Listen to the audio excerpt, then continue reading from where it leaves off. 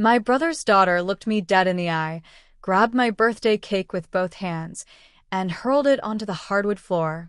As the chocolate ganache splattered across my white sneakers, she sneered and said, "Daddy says you're used to getting scraps anyway, so eat it off the ground where you belong." The entire room of 40 guests erupted in laughter. My brother Jerry raised his champagne glass in mock salute. His wife Monica just scrolled through her phone. I looked at my parents waiting for them to defend me, but my mother just frowned and said, "Natalia, clean that up immediately. Don't let it stain Jerry's imported Italian marble." I did not say a single word. I did not argue. I did not cry. I simply grabbed my jacket, wiped the chocolate off my shoe with a napkin, turned around, and walked out the door.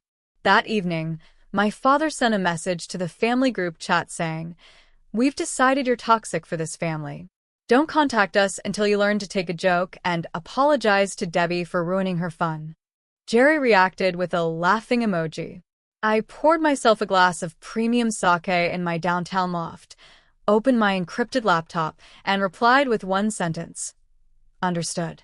I'm dissolving our partnership and reclaiming all shared assets effective immediately." By midnight, my phone screen was lighting up with 89 missed calls. They wanted me gone. I was about to show them what gone really meant. If you've ever been the one who gave everything while someone else took all the credit, if you know what it feels like to be invisible in your own family, you're in the right place. Subscribe and join a community that sees you. Drop a comment telling me where you're watching from. I read every single one. I am Natalia Hawkins, and for 12 years, I have been the ghost in my family's machine. The invisible code running in the background while my brother Jerry took all the credit for the output. Growing up in Seattle, the hierarchy was established early. Jerry was 3 years older, charismatic, the son my parents had prayed for. I was the daughter, who came after, useful for support but never the main event. My father Richard made it clear, Jerry would carry the family name forward in business. I would be his safety net.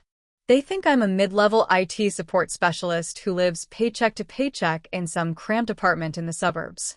In reality, I'm the chief security officer at Apex Dynamics, a Fortune 500 tech company. I bill consulting clients at $600 an hour. I bought Bitcoin when it was $200. I'm an anonymous angel investor in 6 startups, 3 of which have gone public. My portfolio is worth $8.3 million, but to my family, I'm just Nat, who fixes computers. I maintain the illusion carefully. When I drive to family events, I take my 2015 Toyota Camry, the one with the dented bumper. My Tesla Roadster and Porsche 911 stay locked in my building's private garage. I dress down, jeans and hoodies, while Jerry parades in Tom Ford suits I secretly financed.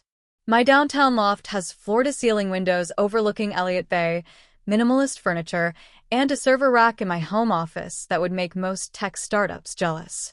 They've never seen it. They still think I live in that studio I rented a decade ago. The exploitation started small. "Nat, can you co-sign this business loan?" Just a formality. "Nat, can you cover payroll this month? I'll pay you back." "Nat, I need $50,000 for this opportunity. It's going to be huge." It was never huge. It was never paid back. But Jerry's life got bigger. The house in Bellevue. The luxury cars. The private school for Debbie. Monica's designer wardrobe. All built on my invisible foundation. Every single one of Jerry's businesses runs on infrastructure I pay for. The domains? Registered in my name. The cloud servers? My AWS account. The website hosting, the email systems, the CRM software, it's all mine. I'm the system administrator of his entire digital existence, and he doesn't even know it. He thinks he pays a managed IT service. That service is me, transferring money from one account to another to maintain the illusion. When Jerry gives talks about his entrepreneurial journey, describing the code he wrote and the systems he built, I'm usually in the audience. I wrote that code. I built those systems. He took my GitHub repositories, changed the commit history, and called them his own. Our parents beam with pride. Our son, the tech innovator. Debbie learned from watching her father. At 14, she's already a master manipulator. The ring light for her TikTok videos? I bought it. The iPhone 15 Pro? Meaning. The laptop, the microphone, the editing software, all purchased by Aunt Nat, the family ATM. She has 12,000 followers who think she's a self-made teen influencer. I'm the ghost investor she'll never credit. Today was supposed to be different. Today was my 34th birthday, and for once, I thought they'd see me. I'd just been promoted to CSO, a position that puts me in the C-suite of a company worth $4 billion. I'd been featured in cybersecurity magazine's Top 40 Under 40. I'd published a paper on zero trust architecture that was being cited across the industry. I thought maybe, finally, this would be my moment. I should have known better. When I arrived at Jerry's house in Bellevue, the house I'd co-signed for, carrying the $400 custom chocolate cake I'd ordered, I saw the truth immediately. This wasn't my birthday party. It was Jerry's networking event. The guests weren't my friends. They were venture capitalists, angel investors, tech executives he was courting for his latest scheme. I was the opening act, the excuse to gather the crowd. And what came next would show me exactly how little I'd ever mattered.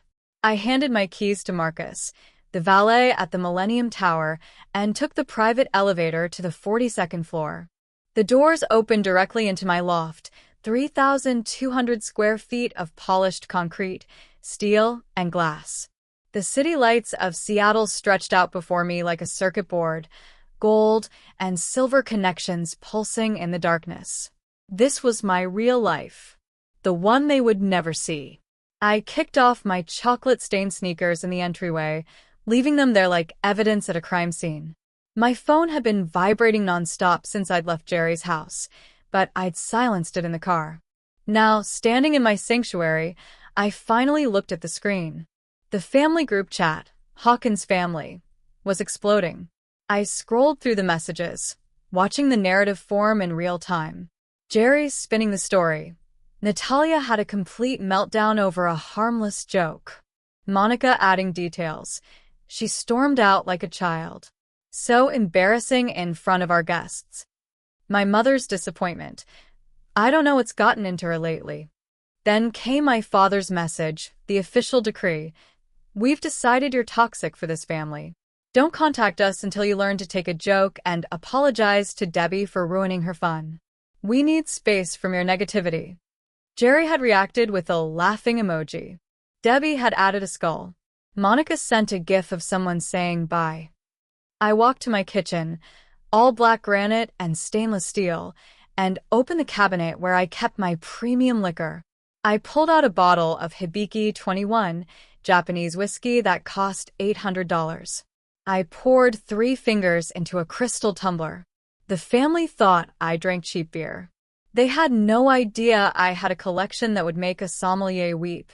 I carried the glass to my home office, a space dominated by 3 curved monitors and a custom-built workstation that could crack most encryption in under an hour. I sat down, took a sip of the whiskey, smooth, complex, worth every penny, and opened my encrypted laptop. The folder was labeled Project Hawkins. I'd been maintaining it for 3 years, ever since I'd realized the exploitation would never stop on its own. It was my insurance policy, my exit strategy. Tonight, it became my weapon. I opened the first spreadsheet, digital assets. Every domain Jerry's businesses used, registered in my name. Every server, every cloud account, every piece of infrastructure, all running on my credentials. I had root access to everything. I was the super user, the administrator, the god of his digital kingdom. He was just a user with privileges I'd granted. Privileges I could revoke with a few keystrokes. The second spreadsheet was more painful. Financial liabilities. 12 years of transactions, meticulously documented. The $125,000 business loan that became a gift. The $80,000 for his house down payment. The $50,000 for his crypto venture that I now suspected was actually funding his gambling trips to Vegas. The monthly $3,500 I transferred for operational costs. The total was $2,347,000. Nearly $2.5 million extracted from my accounts and credited to Jerry's success. I took another sip of whiskey and opened the third file, intellectual property. Every line of code Jerry claimed as his own, with my original git commits timestamped and verified. Every algorithm, every system architecture, every technical document, all traceable back to me. I'd been careful. I'd always been careful. The family group chat pinged again. My mother, Natalia, you owe your niece an apology. This is unacceptable behavior.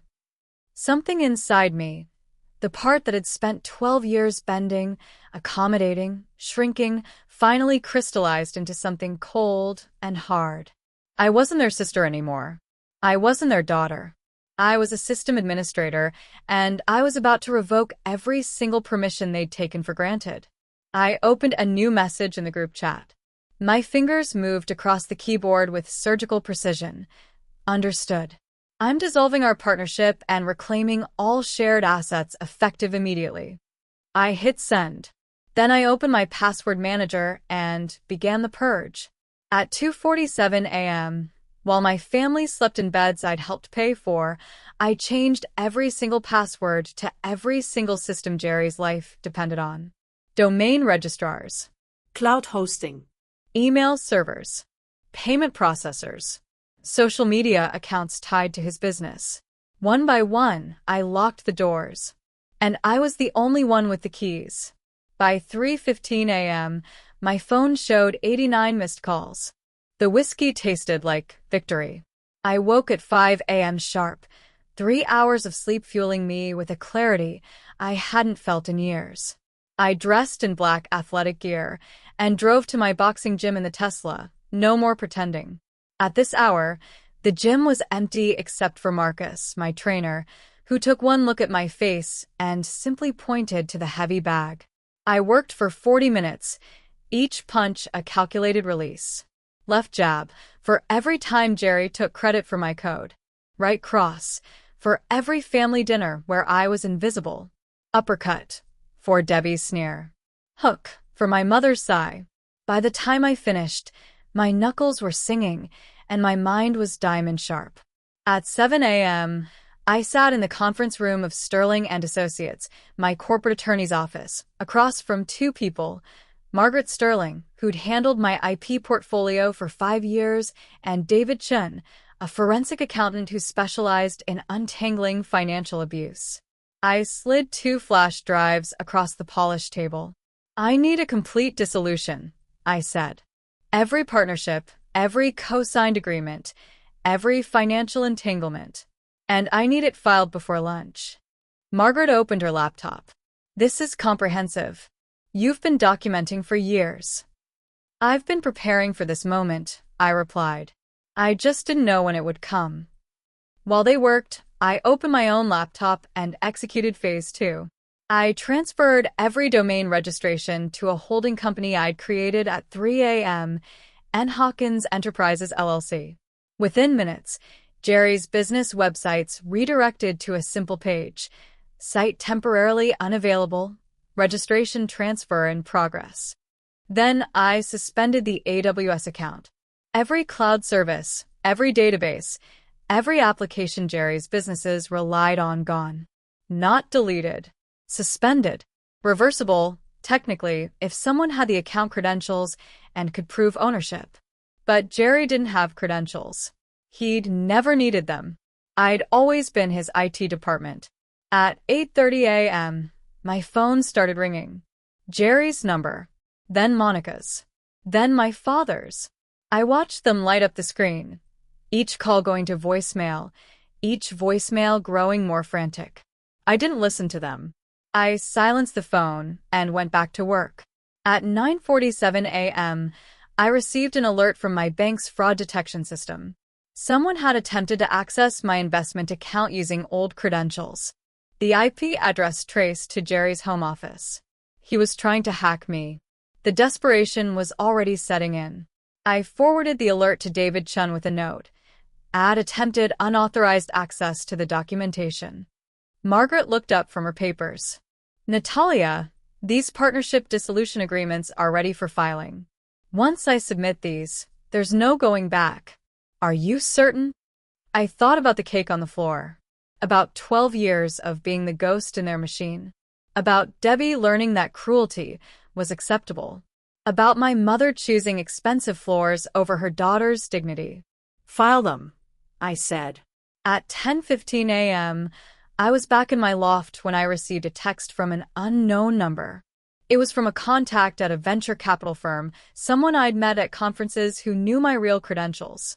The message was brief. Your brother just had a pitch meeting here. His demo site was down. The entire presentation crashed. He's claiming technical difficulties, but thought you should know. I smiled. Jerry had an investor meeting this morning. Ide furguten. Or rather, I'd known and chosen not to remember. He'd been planning to showcase his proprietary platform, the one I'd built. The one that no longer existed in any accessible form. My phone buzzed with a new voicemail. This one was from Monica, and the preview text was visible. Natalia, our credit cards are being declined. What did you do? Jerry's investors just walked out. You need to fix this right now, or... I deleted it without listening. At 10:43 a.m., my mother called from a number I didn't recognize, probably a neighbor's phone since I blocked hers. I let it ring. Then my father tried. Then Jerry again, this time from what looked like Monica's phone. The digital dominoes were falling exactly as I designed them. Jerry's empire, built on my invisible labor, was collapsing in real time. And I was watching it from 42 floors up, drinking French press coffee, feeling nothing but the cold satisfaction of a system administrator who'd finally revoked root access. They wanted me gone. Now, they were learning what gone actually meant. By noon, my parents had activated the family network. My phone, now unblocked so I could watch the chaos unfold, lit up with messages from relatives I hadn't heard from in years. Aunt Linda.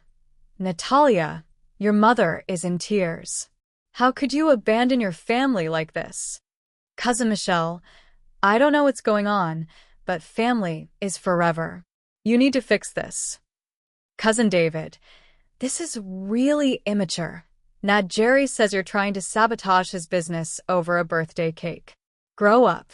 They were flying monkeys sent by my parents to guilt me back into compliance. It was a strategy that had worked for 12 years. Shame me, invoke family loyalty, make me feel like the problem. I'd always crumbled under the weight of collective disappointment. Not this time. At 12:47 p.m., my phone rang with a number I recognized. Uncle Marcus, my father's younger brother. Marcus was a successful patent attorney in San Francisco, someone I'd always respected. Someone whose opinion actually mattered to me. I answered. Natalia. His voice was stern, authoritative. Your father called me. He says you've lost your mind, that you're trying to destroy Jerry over nothing. I taught you better than this. Family doesn't turn on family.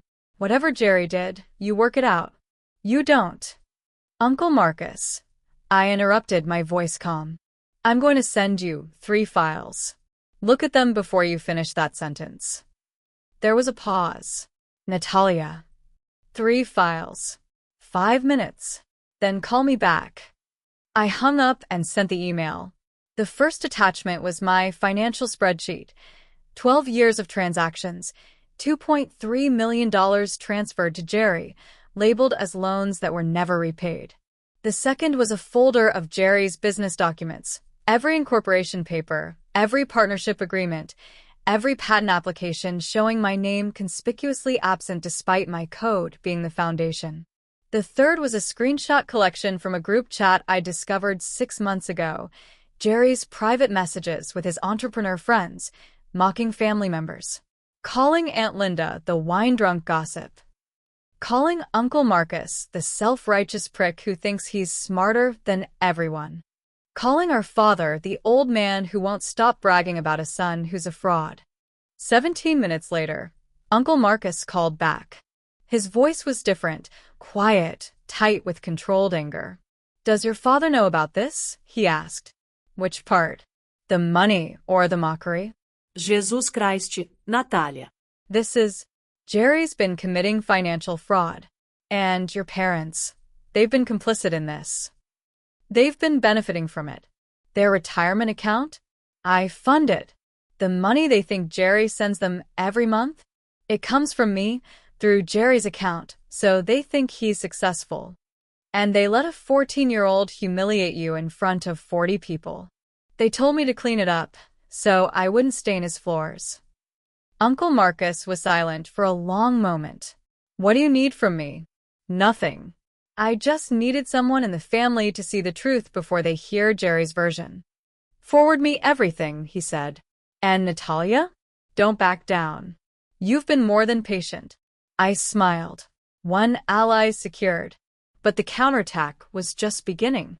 At 2 p.m., I sent the same group chat screenshots to every family member who'd messaged me about loyalty. Aunt Linda's response came within minutes. "That bastard. I'm calling your mother right now." Then I turned my attention to Debbie. Her TikTok account was still active, still posting content using equipment I'd purchased. I'd set up the payment accounts, linked everything to my email as backup admin. Within 10 minutes, I'd locked her out of the monetization account and changed the recovery credentials. Her follower count wouldn't vanish, but her ability to profit from it would. At 3:30 p.m., I made an anonymous call to the SEC. I had documentation of Jerry's cryptocurrency investment fund, evidence that it was a pump-and-dump scheme, taking money from small investors and using it to inflate token values before Jerry sold at the peak. I discovered it 3 months ago while reviewing his financial records. I'd been planning to confront him privately. That plan was obsolete. At 4:15 p.m., a courier delivered a certified letter to Jerry's house in Bellevue. I knew because my phone exploded with calls seconds later. The letter was from the mortgage company, notice of guarantor withdrawal and rate adjustment. I'd co-signed Jerry's mortgage with my pristine credit. Without me, his interest rate reset to subprime rates. His monthly payment jumped from $3,200 to $8,900. By 5 p.m., the Seattle tech community's private Slack channels were buzzing. Jerry's failed investor pitch had made the rounds. Someone posted, "Anyone know what happened to Jerry Tech Solutions? Their entire platform is just gone." The empire was crumbling, and I was just getting started. At 6 p.m., I sat across from Daniel Thompson in a booth at a quiet bar in Fremont. Thompson was a private investigator I'd hired 3 weeks ago, not because I'd planned this war, but because I'd finally admitted to myself that something was wrong. Jerry's constant need for money, his business trips to Las Vegas, his increasingly erratic behavior. I'd wanted answers before I confronted him. Now I needed ammunition. Thompson slid a tablet across the table. "You're not going to like this." The first video was surveillance footage from the Bellagio, dated 2 months ago. Jerry at a high-stakes poker table, chips stacked in front of him. The timestamp showed him playing for 6 hours straight. Thompson swiped to the next video, the win, 3 weeks ago. Then the Venetian. Then Caesar's Palace. Each video showed the same thing, Jerry bleeding money at tables he had no business sitting at. "How much?" I asked, though I already knew the answer would hurt. Conservative estimate, based on credit card records and ATM withdrawals? $847,000 over the past 18 months. I felt the number like a physical blow. Nearly $1 million. My money, gambled away while he told me his businesses were about to break through. Thompson swiped to a new folder. It gets worse. His cryptocurrency fund? It's a Ponzi scheme. He's been using new investor money to pay returns to earlier investors. There's no actual trading happening. He's just moving money between accounts to create the illusion of profits. The documents on screen showed a web of offshore accounts, shell companies, fabricated trading reports. It was sophisticated enough to fool casual investors, but would crumble under any real scrutiny. How many investors? I asked. 23, we can identify. Total exposure around $1.2 million. Some of these people put in their retirement savings. If you've ever discovered someone you loved was lying to your face, you know this feeling. Hit subscribe if you're here for people who finally choose themselves. Comment below, have you ever had to cut off family to save yourself? My stomach turned. Jerry wasn't just stealing from me anymore. He was destroying strangers. Thompson pulled up another file. Your sister-in-law Monica knew about the gambling. I have text messages between her and Jerry from 6 months ago. She's been helping him hide it from you, moving money between accounts, creating fake invoices for his businesses to justify the cash flow. I read the messages. Monica to Jerry. Just tell Nat you need another $20,000 for server costs. She never questions the tech stuff. Jerry to Monica. She's so fucking gullible. My sister thinks she's smart, but she doesn't have a clue. The betrayal cut deeper than I expected. Monica had sat across from me at countless family dinners, accepting my gifts for Debbie, smiling while knowing she was part of the con.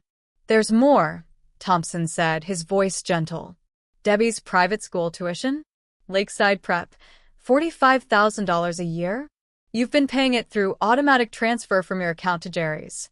He submits it to the school and takes credit as the generous father. The school sends him thank you letters for his philanthropic support of excellence in education. I laughed, a bitter, hollow sound. Even my generosity was stolen and rebranded. Thompson pulled up one final document. This is the attempted access to your brokerage account from 48 hours ago. The IP address is Jerry's home office. He tried to initiate a $500,000 wire transfer to one of his shell companies. The bank's security protocols caught it, but if he'd succeeded, he would have bankrupted me. I finished. Or tried to. Thompson leaned back. Natalia, this isn't just family drama anymore. This is wire fraud, securities fraud, identity theft. These are federal crimes.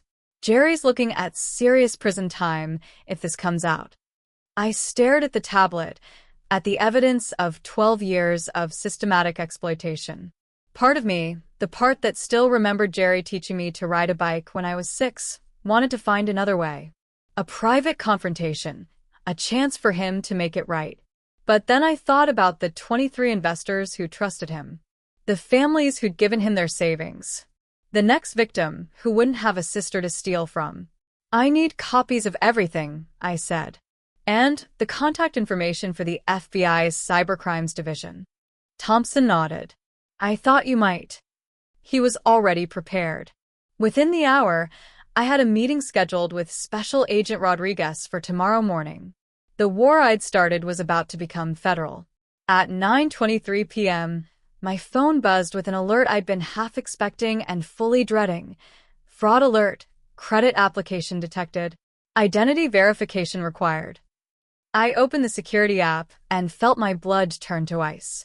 Someone had submitted a loan application for $750,000 using my social security number, my employment information, my financial history.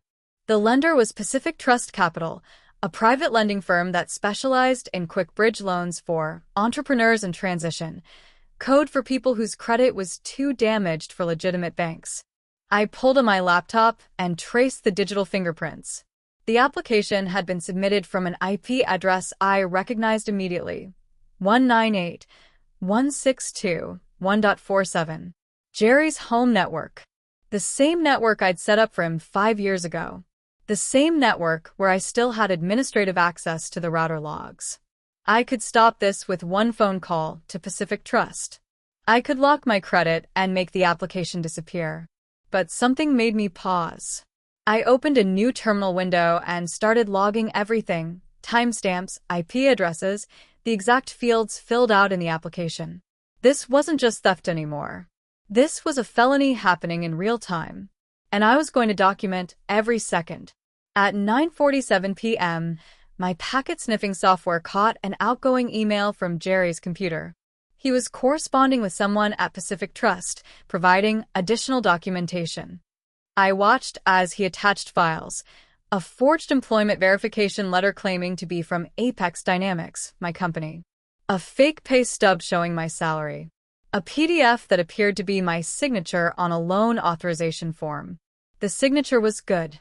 Too good. He'd traced it from documents I'd actually signed. This wasn't amateur hour. This was premeditated, sophisticated fraud.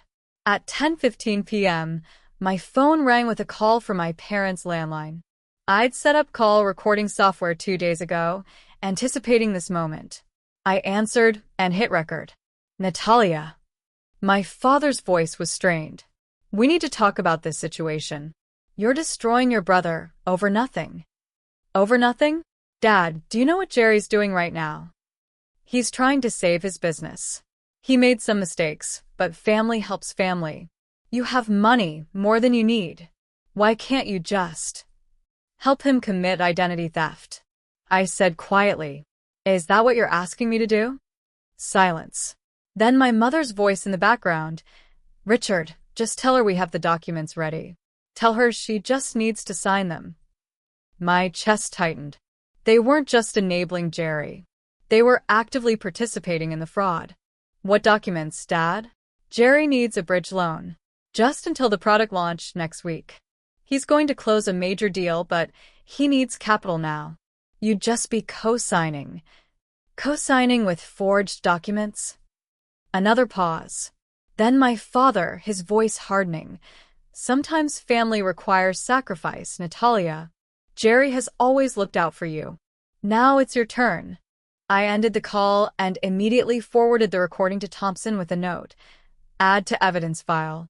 Parents confirmed as active participants. At 11:03 p.m., I received another intercept, this time a phone call between Jerry and Monica. The recording software I'd installed on Jerry's computer was capturing everything. Monica's voice. Are you sure this will work? What if she finds out? Jerry, she won't. She's too stupid to check her credit report regularly. By the time she notices, I'll have the money transferred offshore. We'll be protected. Monica, but this is illegal, Jerry. This is really illegal. Jerry, so, is letting your family starve? Just this once, Mon. I'll fix everything after the product launch. I just need this bridge. Monica, after a long pause. Okay, just this once.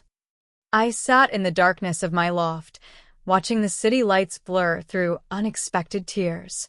My entire family, parents, brother, sister-in-law, had decided that defrauding me was acceptable, that stealing my identity was justified, that I was a resource to be exploited, not a person to be respected. At 6 a.m. the next morning, I walked into the FBI field office in downtown Seattle. Special Agent Rodriguez was waiting with a forensic accountant and a cybercrime specialist.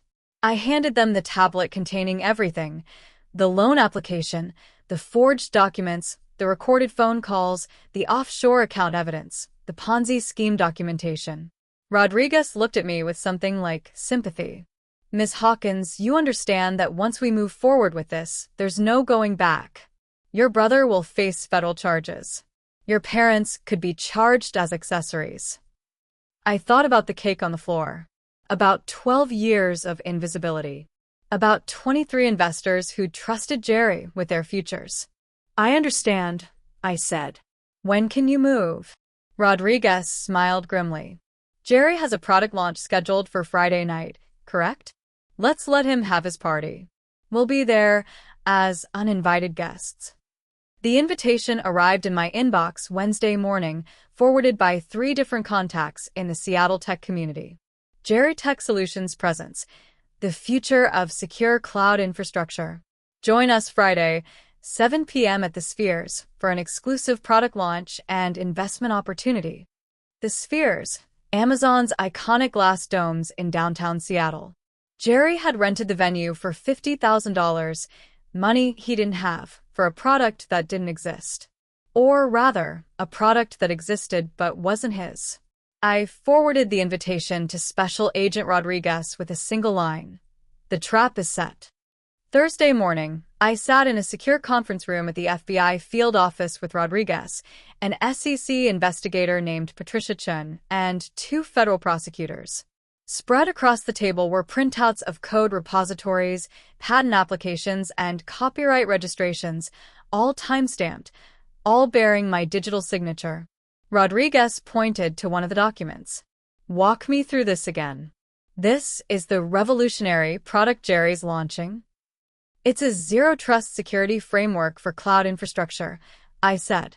I developed it over 18 months as part of my work at Apex Dynamics. I also filed for independent patents on 3 core algorithms. Jerry has access to an outdated beta version I foolishly shared with him last year when he said he wanted to understand my work better. He's been claiming he developed it. Patricia Chun looked up from her laptop. And you can prove the code is yours? I pulled up my screen. Every commit in the Git repository traces back to my accounts. Every design document has metadata showing I created it. The patents are filed in my name. Jerry's version is literally copy-pasted with variable names changed and comments removed. It's plagiarism so blatant it's almost insulting. And he's using this to solicit investments? Rodriguez asked. He's already collected $340,000 in seed funding from 6 investors, promising them equity in a company that's built on stolen intellectual property. The product he's launching Friday doesn't work without access to my AWS infrastructure. Infrastructure I shut down 4 days ago. He's going to demo vaporware. Rodriguez smiled. So, he's going to fail publicly, and that's when we move in? Not just fail, I said. I want him to reveal his desperation. I want the tech community to see what he really is before you arrest him. He needs to be exposed, not just caught. Patricia leaned forward. Ms. Hawkins, I have to ask, why wait? Why not just stop him now? I looked at the evidence spread across the table, years of theft crystallized into legal documents. Because if you arrest him quietly, he becomes a victim in the family narrative. Poor Jerry, caught in a misunderstanding, his sister overreacted. But if he fails in front of 200 tech leaders, investors, and press, if he's exposed as a fraud before he's exposed as a criminal, then there's no redemption arc. No sympathy. Just consequences. Rodriguez studied me for a moment. You've thought this through. I've had 12 years to think about it. Friday afternoon, I stood in my closet, choosing my armor. Not the hoodies and jeans I wore to family events. Not even the business casual I wore to most corporate meetings. This required something else. I selected a black suit, Tom Ford, tailored to perfection, the kind of power outfit that cost more than Jerry's monthly mortgage payment. Beneath it, a crimson silk blouse, the color of spilled wine or digital code written in anger. Black Louboutin heels that added 3 inches to my height and made every step sound like a declaration of war. I pulled my hair back into a severe bun, applied minimal makeup except for dark red lipstick that matched the blouse. In the mirror, I looked like a different person. Not Jerry's little sister. Not the invisible IT support. I looked like the chief security officer of a Fortune 500 company. I looked like someone who owned patents and equity and power. I looked like someone who was about to end a war. My phone buzzed with a text from Rodriguez. We're in position. Venue is secured. Warrant is ready to execute on your signal. I checked my watch. 6:47 p.m. Jerry's presentation would start at 7:30 p.m. after the cocktail hour. I'd arrive at 7:15, late enough to make an entrance, early enough to watch him sweat when he saw me. I picked up my laptop bag. Inside was a tablet loaded with every piece of evidence, every forged document, every lie Jerry had constructed. The FBI had copies, but I wanted mine. I wanted to see his face when his world collapsed. I drove to the Spheres in my Porsche 911, no more hiding. The valet's eyes widened when I pulled up. I handed him the keys and walked through the glass doors into Jerry's last performance. The stage was set. The audience was assembled. And I was ready to pull back the curtain. I walked through the glass doors of the Spheres at 7:14 p.m., and the room seemed to pause. The venue was spectacular. Lush greenery climbing toward the geodesic ceiling, ambient lighting casting everything in an ethereal glow. 200 people in cocktail attire mingled beneath the canopy, drinking champagne that Jerry couldn't afford, networking in a space he'd rented with money he didn't have.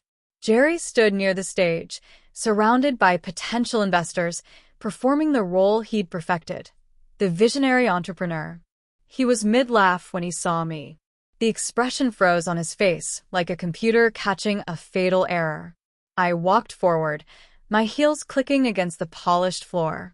Behind me, deliberately spaced to avoid suspicion, came 3 people in business attire: Special Agent Rodriguez, SEC investigator Patricia Chun, and a federal prosecutor named Catherine Walsh. To the casual observer, they looked like attendees.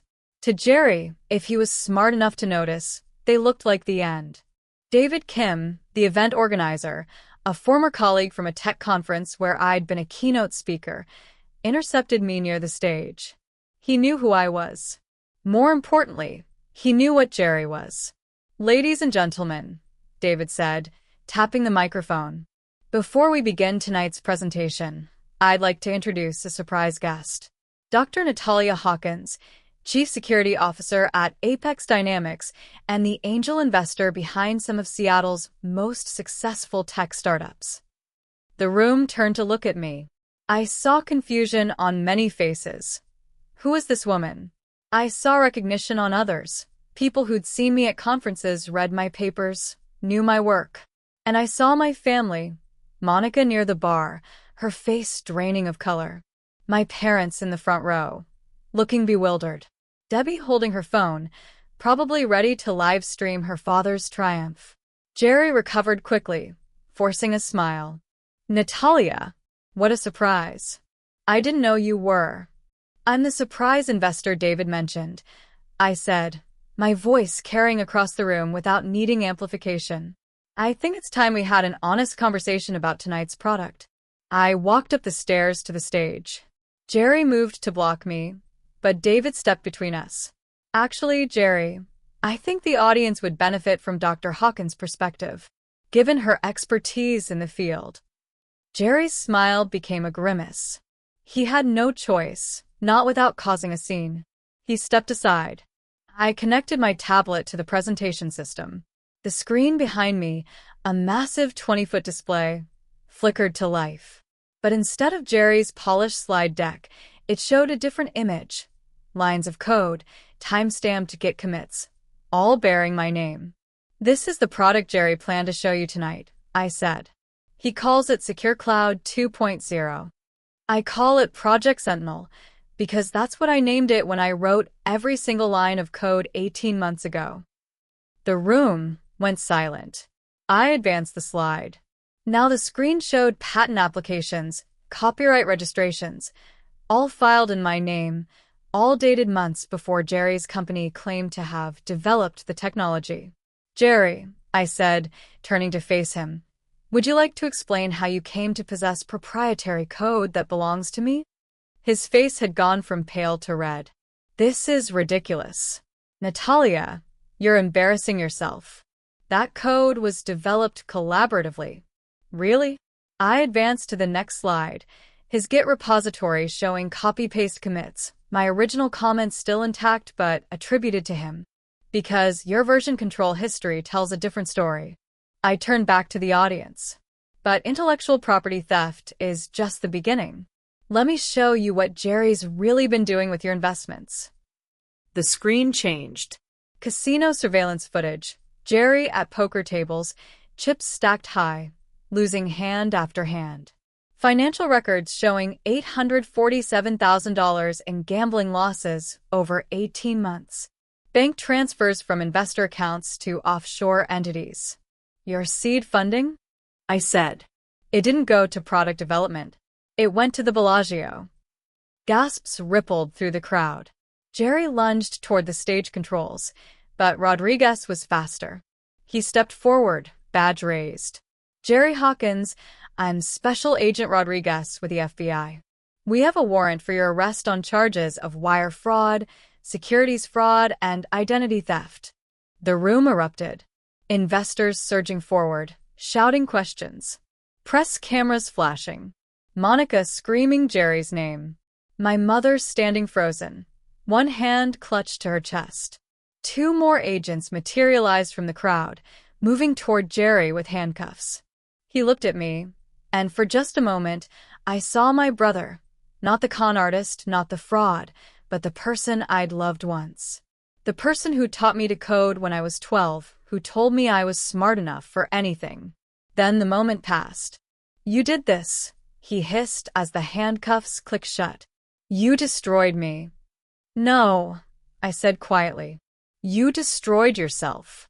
I just stopped paying for it. Monica rushed the stage, tears streaming down her face. Agent, please, this is a misunderstanding. My husband made mistakes, but he was trying to.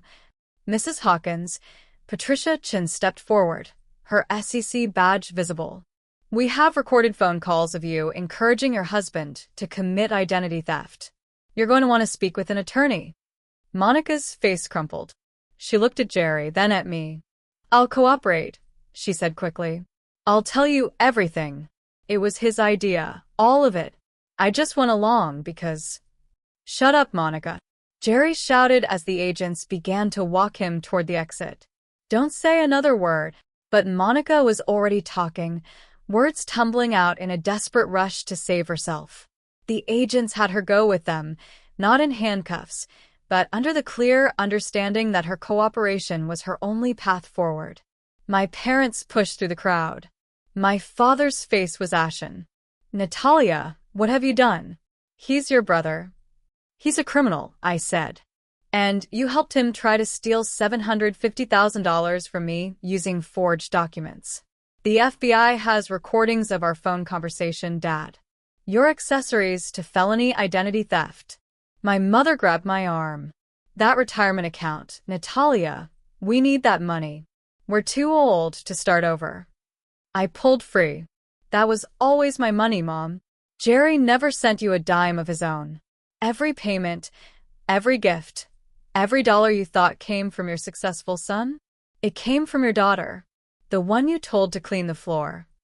The agents escorted Jerry through the glass doors. Through the transparent walls, I could see news cameras already gathering outside. Word had spread fast. Jerry's perp walk would be on every tech blog by midnight. Debbie stood near the exit, phone in hand, tears streaming down her face. She'd just watched her father arrested in front of 200 people. Part of me ached for her. Part of me hoped she'd learn what her father never had. David Kim approached, his voice low. Natalia, the IP transfer documents? I pulled out a folder. Already filed. Jerry Tech Solutions assets, all based on my code, now belong to N. Hawkins Enterprises. The investors who were defrauded will be compensated from the liquidation. I looked out at the chaos. Investors demanding answers, press scrambling for quotes. My family shattered across the polished floor like broken glass. I had won. Completely, devastatingly, irreversibly.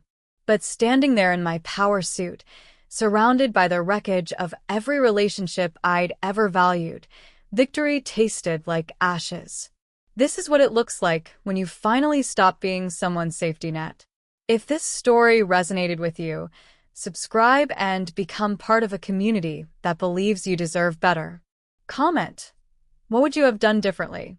The federal prosecutor told me Jerry was looking at 10 to 15 years.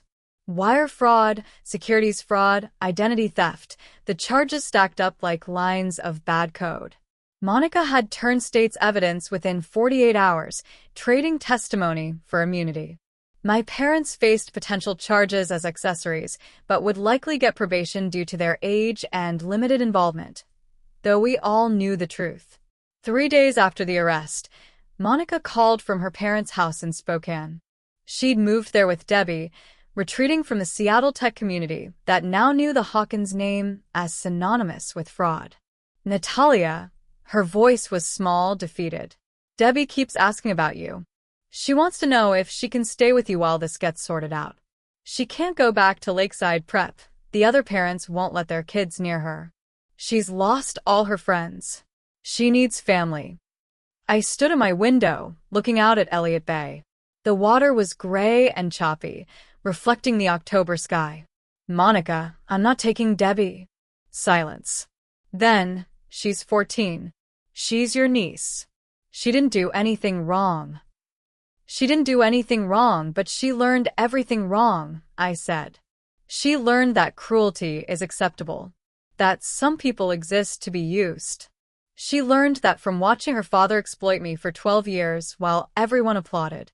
She needs deprogramming, Monica. She needs therapy and boundaries and consequences. She needs a fresh start with people who will teach her that people aren't ATMs. So, you're just abandoning her? I'm protecting both of us, I said. If I take her, I become the new source. The new person responsible for fixing what Jerry broke. Debbie needs to learn a different way to live, and I can't teach her that while I'm still the family solution to every problem. Monica hung up without saying goodbye. That night, my father called from a motel in Renton. I could hear my mother crying in the background. Natalia, please. We're living in an extended stay America. Our retirement account access is frozen during the investigation. We have nothing. We're too old to start over. You have to help us. I thought about the cake on the floor, about 12 years of being invisible, about my mother's sigh when I needed defending. Dad, I hope you figure it out. But I'm not your solution anymore. I hung up and opened my contacts. One by one, I blocked them. Jerry, Monica, my parents, extended family who'd chosen sides. I blocked their numbers, their emails, their social media. I didn't block them in anger. I blocked them in self-preservation. The digital ties severed. I felt something loosen in my chest. Not relief, not quite. But space. Room to breathe. Sunday morning, I drove to SeaTac Airport in my Tesla, no more hiding. I'd been invited to keynote at the International Cybersecurity Summit in Tokyo, an invitation that had arrived before the product launch, before the FBI raid, before everything. The conference organizers knew me as Dr. Natalia Hawkins, the security expert who'd published groundbreaking research on zero-trust architecture. They didn't know about Jerry. They didn't need to. I checked in for my first-class JL flight and made my way to the airline lounge.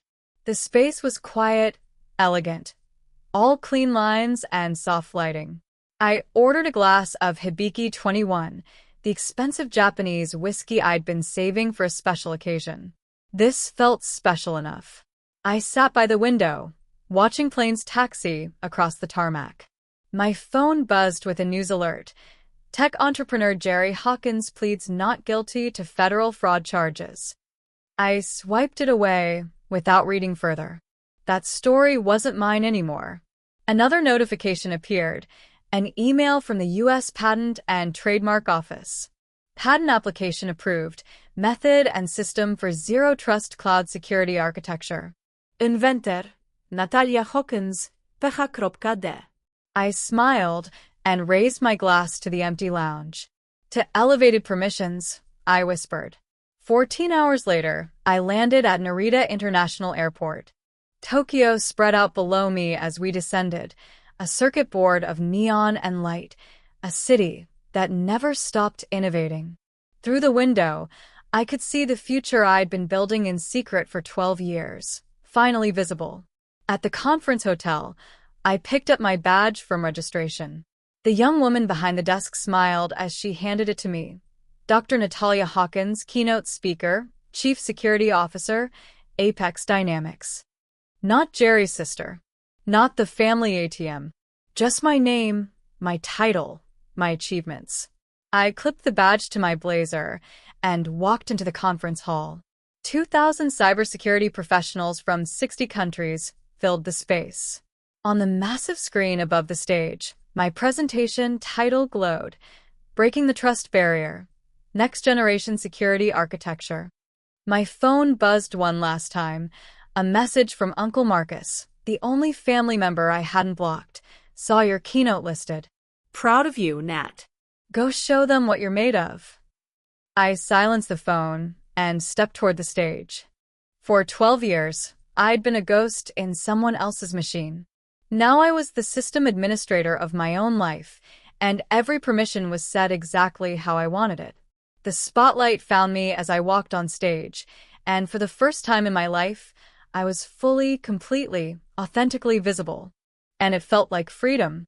This story proves that making yourself small to protect someone else's ego never earns you love. It just teaches them you're small. Natalia's journey shows that invisible labor stays invisible until you stop providing it. For 12 years, she funded her brother's empire while he took credit for her code, spent her money at casinos, and taught his daughter that cruelty was acceptable. The most powerful lesson? Documentation defeats manipulation. Natalia didn't win through anger. She won through evidence, strategy, and the systematic withdrawal of resources she'd been providing. When family treats you like an ATM while mocking your intelligence, the answer isn't proving your worth to them. It's stop funding their delusion. True freedom means choosing yourself with the same conviction they chose themselves.